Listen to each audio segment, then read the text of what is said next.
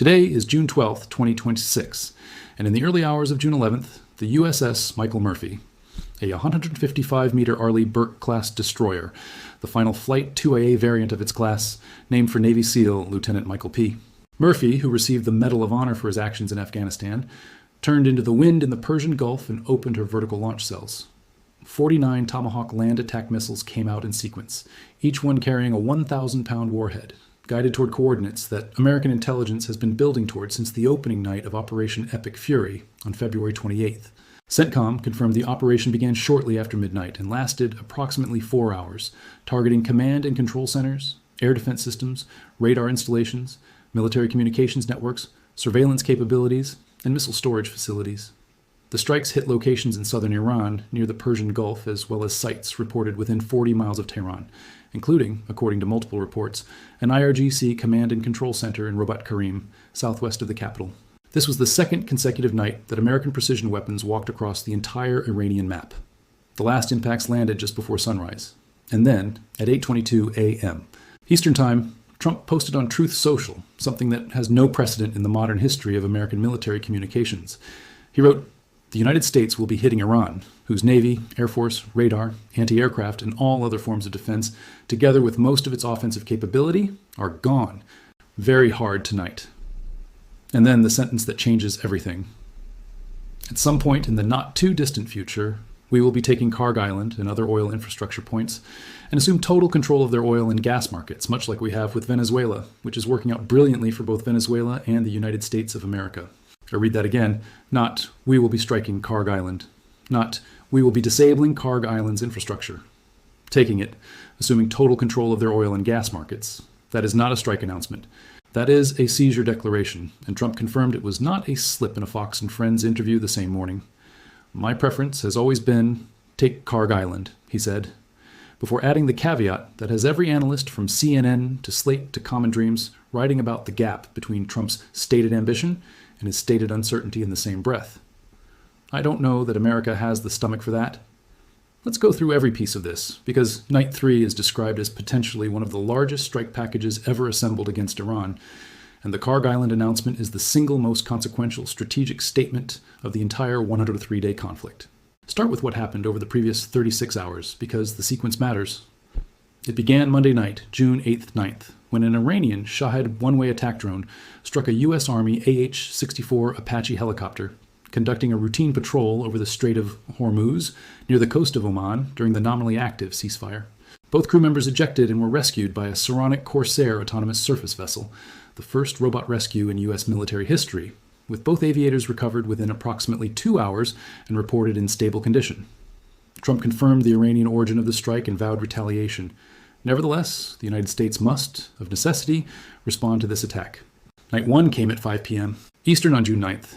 CENTCOM launched self-defense strikes against Iranian air defense, ground control stations, and surveillance radar sites near the strait, with explosions confirmed at Keshem Island, Sirik, Jask, Bandar Abbas, and Minab. The IRGC confirmed that strikes damaged a telecommunications tower in Sirik and destroyed 2 water tanks in the Bamani district, leaving roughly 20,000 residents without drinking water, according to multiple reports. Iran's retaliation came that same night. Drone attacks on the 5th Fleet anchorage in Bahrain and missile strikes on Ali al-Salam and Ahmed al-Jaber air bases in Kuwait and Sheikh Isa Air Base in Bahrain, plus missiles fired at Muwafaq Salti Air Base in Jordan, the installation hosting American F-35s, with the IRGC claiming a hit on an F-35 or its hangar, a claim that no independent source has confirmed and that fits the now familiar pattern of IRGC battlefield claims that the available evidence does not support. The IRGC claimed it struck 21 U.S. military targets across the region in total. Jordan's, Bahrain's, and Kuwait's air defense systems intercepted the incoming fire. Then came Night 2, June 10th into June 11th, and this is where the conflict's character changed. The USS Michael Murphy's 49 Tomahawks, combined with fighter operations from U.S. Marine Corps, Air Force, and Navy assets, expanded the target set from the coastal radar and air defense infrastructure struck on Night 1 to command and control centers and IRGC leadership headquarters, including the Rabat Karim facility southwest of Tehran that PBS NewsHour's earlier reporting had already identified as an IRGC naval compound serving as a missile headquarters, with retired Air Force targeting specialist Wes Bryant noting that satellite imagery showed at least 7 buildings within the broader compound struck in a deliberately targeted strike package. Night 1 struck the coast. Night 2 went to the Capitol's doorstep and hit leadership infrastructure directly. And Trump's Truth Social post the following morning announced that Night 3 would be even larger, and that the campaign has a destination, Karg Island. Now let's talk about Karg Island itself, because understanding what it is and what it represents is the foundation for understanding why Trump's announcement is being described across the political spectrum, from Common Dreams to CNN to Slate, as the most significant escalation of rhetoric in this entire conflict. Karg Island sits in the northern Persian Gulf. It is relatively small, about 8 kilometers long and 4 to 5 kilometers wide, but it hosts extensive infrastructure including storage tanks, pipelines, and offshore loading terminals. About 90% of Iran's crude oil exports leave the country via Karg Island, much of it destined for China and other Asian markets. The island's terminals can load roughly 3 to 1. 6 million barrels of crude per day, helped by deep water access that allows very large crude carriers to dock directly. Karg Island is, in the most literal sense, the financial circulatory system of the Islamic Republic.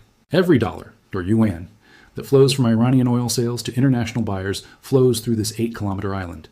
Soldier salaries, IRGC budget allocations, proxy network funding, nuclear program investment, sanctions evasion, shadow fleet operations, all of it traces back through Karg. Trump has floated taking Karg Island before. CNN's explainer noted that Trump has previously floated the idea and that the U.S. has struck the island multiple times throughout this conflict. But his latest comments mark a significant escalation as regional mediators push for dialogue over renewed fighting. Back on March 30th, Trump told the Financial Times he wanted to take the oil in Iran, a move that would require seizing Karg, and threatened to obliterate the hub if no deal was reached shortly. That was March. This is June, after 103 days, after the IRGC's Navy has been reduced to a fraction of its pre-war strength, after 2 consecutive nights of expanded strikes that have hit leadership infrastructure directly. The difference between March's threat and June's announcement is the difference between a negotiating position and what increasingly reads as a stated military objective with a timeline, at some point in the not-too-distant future, attached to it. And the Venezuela comparison is not rhetorical decoration. It is a stated operational template. In January 2026, U.S. Special Forces captured Nicolas Maduro in a raid and brought him to New York to face trial on drug and weapons charges. Trump then announced the need for total access to Venezuela's oil, asserting that the United States would run Venezuela and control its oil for years, despite Venezuela's interim government insisting no foreign power was governing the country. The U.S. began marketing Venezuelan crude through U.S.-controlled accounts. Trump described this arrangement as working out brilliantly for both Venezuela and the United States, the exact phrase he used in Thursday's Truth Social post about Karg Island. The template is explicit: capture or neutralize the regime's military capacity to resist, establish operational control over the oil infrastructure, market the crude through U.S.-controlled financial channels, and describe the arrangement as beneficial to the population that was previously exploited by the prior regime, while removing the financial capacity that sustained that regime's military and proxy activities. Applied to Iran, that template requires American forces to physically control Karg Island's loading terminals, storage tanks, and pipeline infrastructure, an operation that, as Common Dreams and multiple other outlets noted, would almost certainly require ground troops on Iranian soil, a categorically different military commitment than anything CENTCOM has executed in this conflict to date, which has been exclusively air, naval, and cruise missile operations. Trump's own ambivalence, "I don't know that America has the stomach for that," is the tell. The strategic logic of denying the IRGC its financing mechanism is sound from a pure military planning perspective. The political and operational cost of putting American boots on Iranian soil to hold an island 8 kilometers long against a country of 90 million people is a different category of decision than anything authorized so far. Now let's talk about the IRGC's ballistic missile inventory, because the 90% depletion figure that has been circulating is the context that makes both nights of strikes and the rationed 10 missile salvos make sense. Before this conflict began, Iran maintained a ballistic missile inventory estimated between 2,000 and 3,000 operational systems across multiple range and payload categories. The Shahab family, the Fateh precision rockets, the solid fuel Sejal with its extended range, the Khaybar Shekan, the Imad. That inventory was specifically designed and distributed to survive decapitation strikes and provide continuous deterrence through sheer mass. After 103 days, multiple assessments, including Trump's own public statements, citing 21 to 22% remaining as of June 5th, with subsequent strikes degrading that further, put the surviving inventory in the range of roughly 200 to 300 missiles, depending on the pre-war baseline used. The production infrastructure at Khojar, Shahrud, Parchin, and Hakimieh has been assessed by the Washington Post and the Foundation for Defense of Democracies as severely damaged, with experts concluding Iran's ability to produce short and medium-range ballistic missiles has most likely been halted until those facilities can be rebuilt. And the specific planetary mixer bottleneck for solid fuel production means that rebuilding is not imminent. Iran is firing from a finite stockpile with zero active replenishment. That is why the IRGC's response pattern has been 10 missiles at a time, with multi-day gaps between launches. That is not a military strategy in the conventional sense. It is the mathematics of conservation applied to a non-replenishable resource, executed by a command structure whose decentralized regional autonomy means individual commanders are making their own calls about when to expend a portion of what remains. The MT Galvier, the 9th disabled tanker since the blockade began on April 13th, adds another data point to the blockade enforcement pattern. The vessel took 2 Hellfire missiles to its engine room after the crew ignored repeated warnings. 2 munitions, rather than the single precision strike that disabled the 7th vessel, the MT Marivex, on June 8th. Whether that reflects a crew that required additional persuasion or an escalation in the force routinely applied to non-compliant vessels, the outcome is the same. The Galvier is disabled, going nowhere near Iran, and the blockade scoreboard now reads 9 disabled, well over 130 compliant redirections, and dozens of humanitarian transits permitted since April 13th. Every shipping operator in the world has had over 2 months to internalize what happens to vessels that test the blockade. The Galvier's crew tested it anyway. The blockade enforcement architecture does not pause for the diplomatic environment, the Apache shootdown, the Karg Island announcement, or anything else. It is a constant. Now to the Strait of Hormuz closure claim. Because the gap between IRGC rhetoric and physical reality has become the single most consistent and most fact-checkable storyline of this entire conflict. Following the Night 1 strikes, Iran's IRGC posted on its official Telegram channel, effective immediately due to insecurity in the region, the Strait of Hormuz is declared closed to all vessels, including oil tankers and commercial ships. Any vessel attempting to transit the strait will be targeted. The IRGC Navy claimed 2 vessels attempting to illegally transit the strait had been struck. CENTCOM's response came within hours and was about as direct as official military communications get. CENTCOM posted on X, claim, Iran's Islamic Revolutionary Guard Corps claims that the Strait of Hormuz is closed. Truth. Commercial ships are continuing to transit in and out of the Strait of Hormuz tonight, accompanied by an infographic and live vessel transit data. This is not the first time this exact exchange has happened. Iran first declared the strait closed back on March 4th, with the UK Maritime Trade Operations Centre subsequently reporting over a dozen attacks against ships in and around the strait in the following days, meaning the declaration was followed by actual attacks, even if the strait itself never fully closed to traffic. Iran briefly declared the strait open on April 17th during a 10-day ceasefire window, then reversed within 24 hours. By early June, a self-styled Persian Gulf Strait Authority, an Iran-linked organization claiming authority over the waterway, issued its own closure notice, which CENTCOM again rebutted directly. The Strait of Hormuz remains open for transit, with an infographic stating that hundreds of ships have successfully passed through in recent weeks. Trump himself asserted earlier this week that the United States of America controls the Strait of Hormuz, not Iran, while revealing that U.S. forces had conducted a previously undisclosed operation that helped more than 200 commercial vessels transit the waterway and move more than 100 million barrels of oil to global markets. The Congressional Research Service's own analysis confirms the pattern dates back to March 4th and has been a consistent feature of Iranian information strategy throughout the conflict.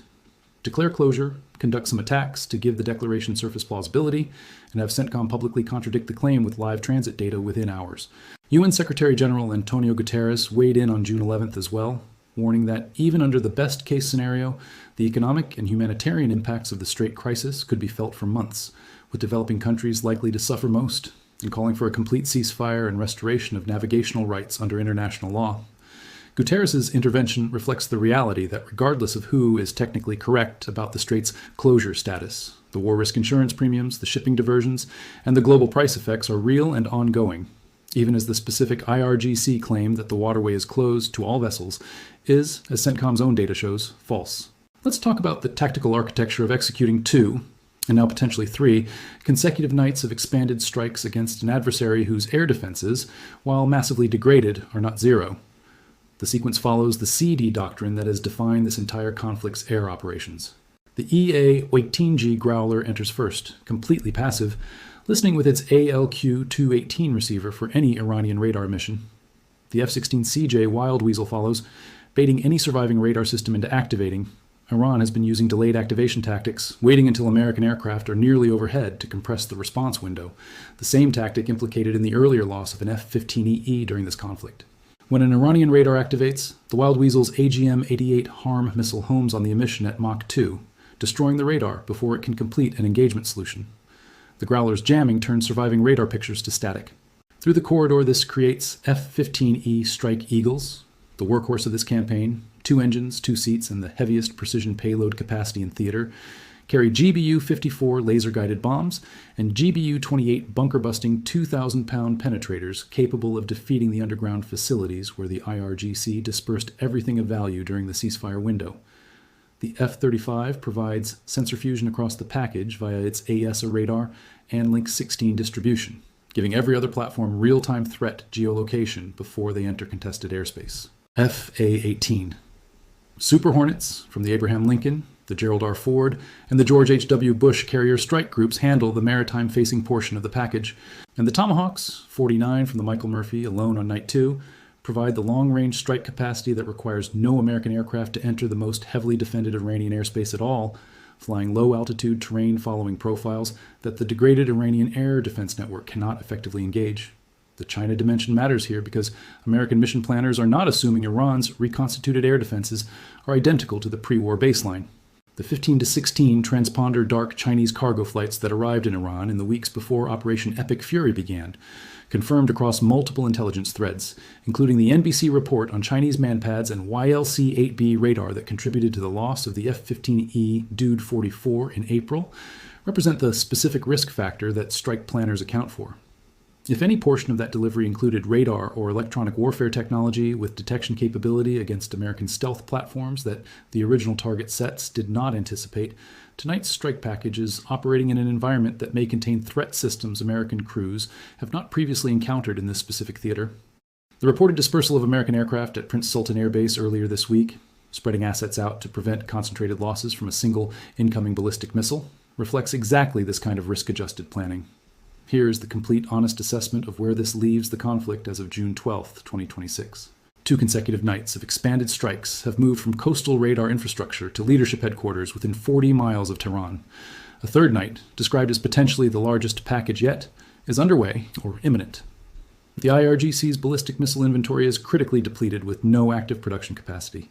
The naval blockade has disabled 9 vessels and redirected well over 130 more since April 13th. The Strait of Hormuz remains open to commercial traffic regardless of what the IRGC's Telegram channel says, with CENTCOM publishing live data to prove it. And the President of the United States has publicly announced, with an explicit Venezuela template attached, that the campaign's eventual destination is the seizure of Karg Island and total control of Iran's oil and gas markets, while simultaneously admitting on Fox News the same morning that he's uncertain whether the American public has the appetite for what that would actually require. The IRGC's strategic calculation throughout this conflict: survive the campaign, preserve the nuclear infrastructure, preserve the financing mechanism, reconstitute, and run the long game toward eventual nuclear capability as the ultimate guarantor of regime survival, depends entirely on Karg Island remaining under Iranian operational control, regardless of whatever diplomatic framework eventually emerges. Trump's announcement directly targets that assumption. Whether at some point in the not-too-distant future means days, weeks, or remains aspirational rhetoric that, as Slate's analysis bluntly put it, nobody, least of all Iranians, could take seriously given Trump's own admitted ambivalence, is the single most consequential open question hanging over the diplomatic track right now. The Qatari channel, wherever it currently stands, is operating in an environment where the American side has just publicly named the IRGC's financial circulatory system as a stated objective. 49 Tomahawks already flew. Night 3 is described as bigger, and Karg Island, 8 kilometers of island that moves 90% of Iran's oil, has a target painted on it that exists in public, on the record, in the president's own words. Subscribe now and turn on notifications. Drop your prediction in the comments. Does Night 3 change the diplomatic calculus, or does the Karg Island announcement just become the next item in a long list of Trump statements that didn't translate into action? Watch the next video right here for the next development as it happens. Before we close, 3 more threads deserve full treatment because they connect tonight's announcement to the deeper currents running underneath this conflict's 103rd day. The first is the decentralized IRGC command structure and why it is the single most dangerous variable in what happens next, more dangerous in some ways than the Karg Island announcement itself. The IRGC's 2008 reorganization distributed operational autonomy across 31 semi-autonomous regional corps, specifically so that no single decapitation strike could disable the organization's ability to fight. That structure has functioned exactly as designed throughout this conflict. But in the current environment, it produces a specific and compounding danger. Every night of American strikes generates institutional pressure on regional IRGC commanders to respond with whatever inventory remains in their area of responsibility. Those commanders are making decisions about when to launch, at what targets, and in what quantities, increasingly without coherent central coordination, because the central coordination nodes are themselves now part of the target set. Night 2 strikes on IRGC leadership headquarters and the command and control centers near Tehran specifically degrade the connective tissue that would otherwise allow Tehran to impose discipline on regional responses. The result is a feedback loop. Strikes on Central Command degrade Central Command's ability to restrain regional commanders respond with whatever remains in their sector. Those responses are intercepted and produce further American strikes, and the cycle continues with less central coordination at each iteration. A regional commander with a handful of remaining missiles, institutional pressure to demonstrate response, structural autonomy to act without waiting for Tehran's authorization, and degraded communications with whatever remains of Central Command is the actor whose next decision is least predictable in this entire conflict. Not because of what he has left to launch, which is a fraction of what existed 103 days ago, but because of where he might decide to aim it. The Strait, a Gulf capital, a carrier. Those are very different categories of consequence, and the structure that is being targeted specifically reduces the probability that any of those decisions get made with central oversight. The second thread is the global economic dimension that UN Secretary General Guterres' June 11th statement put into stark terms, and why the Karg Island announcement, regardless of whether it is ever operationally executed, has already had market effects. Oil price. Com's reporting on the announcement noted something important. Oil markets were largely unmoved in the immediate aftermath, with Brent and WTI both down about 6% on the day, a sign that traders are still pricing in an eventual deal, even as the ceasefire continues to erode with each passing night of strikes. That market reaction tells you something about how the financial world is currently interpreting Trump's statements, as a continuation of the pressure campaign rather than as an imminent operational reality. But Guterres' warning that the economic and humanitarian impacts could be felt for months, even under the best-case scenario, with developing countries suffering most, is the framing that matters for the global population whose daily costs are tied to this conflict's resolution. Every night of expanded strikes, every disabled tanker, every IRGC closure declaration that triggers a temporary spike in war risk insurance premiums before CENTCOM's rebuttal brings it back down, and now a stated American objective to eventually control the infrastructure that moves 90% of Iran's crude. All of it adds to the multi-year elevated price environment that energy ministries across the Gulf have already projected. The Karg Island announcement does not need to be executed to have already changed the risk calculus for every institution with exposure to Iranian energy infrastructure, every insurer pricing Gulf transit risk, and every government planning its energy security posture for the next several years around a Strait of Hormuz, whose control is now explicitly contested at the level of stated American policy objectives. The third thread is the question that ties everything together. What does, at some point in the not-too-distant future, actually mean operationally, and what would have to happen between now and then? Seizing and holding Karg Island, an 8-kilometer island with extensive industrial infrastructure, is categorically different from anything CENTCOM has executed in 103 days of air, naval, and cruise missile operations. It requires a sustained ground presence, force protection for that presence, logistics to support it, and a political decision about what controlling Iran's oil and gas markets means in practice. Who operates the loading terminals, who the buyers transact with, how the revenue is structured, and for how long. The Venezuela precedent Trump cited involved a regime change event, Maduro's capture, that preceded the oil infrastructure arrangement. There has been no equivalent regime change event in Iran. Mojtaba Khamenei remains nominally in his position, communicating through couriers from an undisclosed location. The IRGC, whatever its internal fractures, remains the dominant military and economic force inside the country. A Karg Island seizure without a preceding collapse of the regime's capacity to contest it would be the single largest American ground commitment in the Middle East since the 2003 Iraq invasion. A commitment Trump's own, "I don't know that America has the stomach for that," suggests he is aware of, even as he states the objective publicly. The most likely interpretation, consistent with the pattern Trump has established throughout this conflict of pairing maximalist public statements with calibrated military actions that fall short of the stated maximum, is that the Karg Island announcement functions primarily as the next escalation in the pressure architecture aimed at the Qatari negotiating channel, telling the IRGC's command structure, whatever remains coherent of it, that the financing mechanism for the long game is now explicitly and publicly on the table as a target, regardless of whether the specific seizure scenario is operationally imminent. Whether that pressure produces a different IRGC calculation before Night 3's strike's complete, or whether it becomes the next in a long series of statements that reshape rhetoric without reshaping outcomes, is the question the next 72 hours will answer. 49 Tomahawks already flew. Night 3 is described as bigger. Subscribe now and turn on notifications. Drop your prediction in the comments. Watch the next video right here. One final piece of context that helps frame everything we've covered. The contrast between Trump's complete and total mischaracterization of Iran's military and the IRGC's simultaneous claims of having struck 21 American targets and hit an F-35 hangar is itself the story of this entire conflict's information environment, compressed into 24 hours. Two militaries are describing the same 36-hour period in completely incompatible terms, and only one side's claims are independently falsifiable in real time. CENTCOM publishes vessel transit data, strike confirmations, and damage assessments that international observers, satellite imagery analysts, and flag state shipping records can verify. The IRGC's claims of striking 21 targets, hitting an F-35 hangar, and closing the Strait of Hormuz to all vessels have, in every instance across 103 days, either gone unconfirmed by any independent source or been directly contradicted by live data within hours. That asymmetry, one side's claims are checkable, the other side's claims are not, and when checked are usually found wanting, is not a minor footnote. It is the central feature of how this conflict is being perceived differently inside Iran than outside it. The Iranian population, operating with internet access, restricted to a fraction of normal levels, receives the IRGC's claims of striking 21 targets and closing the strait without the CENTCOM rebuttal that arrives within hours on the international information space. The gap between what Iranian state media broadcasts and what is independently verifiable abroad is not just a propaganda inconvenience. It is the mechanism by which the IRGC's domestic political survival continues to function even as its military capacity is reduced night after night, to the point where the President of the United States is now publicly discussing the seizure of the infrastructure that funds the entire system. 49 Tomahawks. Night 3 incoming, Karg Island named.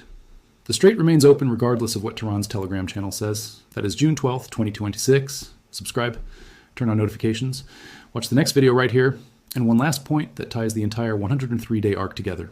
When Operation Epic Fury began on February 28th, the stated objectives were narrow and military: degrade Iran's nuclear program, dismantle its proxy networks, and end its capacity to threaten the Strait of Hormuz.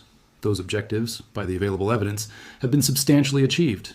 The Navy is gone, the Air Force is a fraction of its former self, the air defense network has been struck repeatedly across 103 days, the ballistic missile production infrastructure is rubble, and the proxy networks across the region have been degraded to the point of firing missiles at countries that are not their stated enemy and producing nothing but interceptions and condemnations. What has not been resolved is the diplomatic endpoint, the document that formally ends this, that addresses the uranium at Isfahan, that establishes the Hormuz transit framework, and that gives both sides a way to describe the outcome to their domestic audiences.